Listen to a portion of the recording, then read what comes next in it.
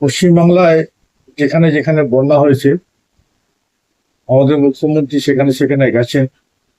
উনি পরিক্রমা করেছেন বন্যাকে, কিন্তু পরিস্থিতি খুবই খারাপ। উনি দেখে এসেও কোনো সহযোগিতার হাত বাড়িয়ে দেন। উনি দেখে এসে উনি শুধু বলছেন যে ডিবিসি কোনো রকম কিছু না জানিয়ে ডিবিসি জল ছেড়েছে। এটা বর্ষার জলে বন্যাটা হয়নি, ডিবিসি জল ছেড়েছে তাই বন্যা হয়েছে।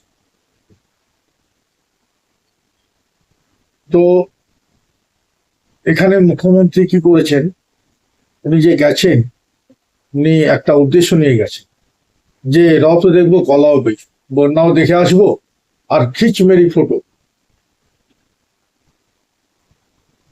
ফটো উনি করতে গেছেন।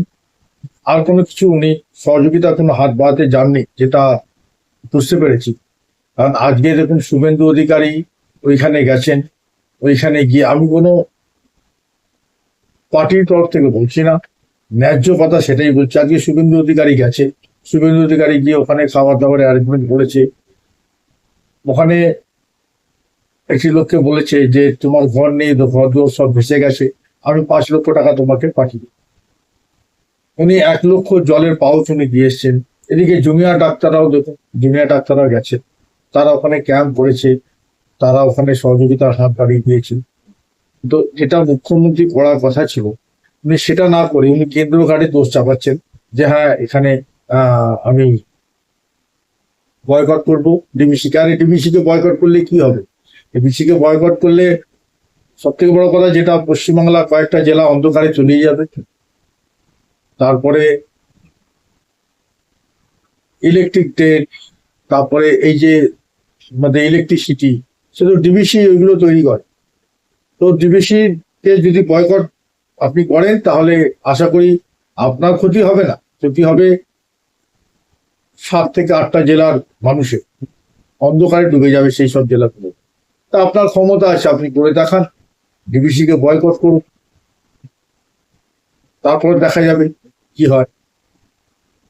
আর একটা জিনিস না বললেই নয়, যেটা আপনি এই যে ঝাড়খণ্ডে যে ট্রাকগুলো আটকে দিয়েছেন, পেঁয়াজের ট্রাকগুলো, আপনি কি বললেন যে সে ট্রাককে আটকে আপনি বাংলার ক্ষতি করবেন। কারণ পেঁয়াজ যদি ট্রাক যদি ওখানে 4 দিন 5 দিন যদি আটকে থাকে, সেখানে তারপরে পেঁয়াজের দাম কি হারে মূল্য বৃদ্ধি পাবে সেটা অজানা কারণ নয়। তো এটা আপনি বাংলার ক্ষতি করছেন।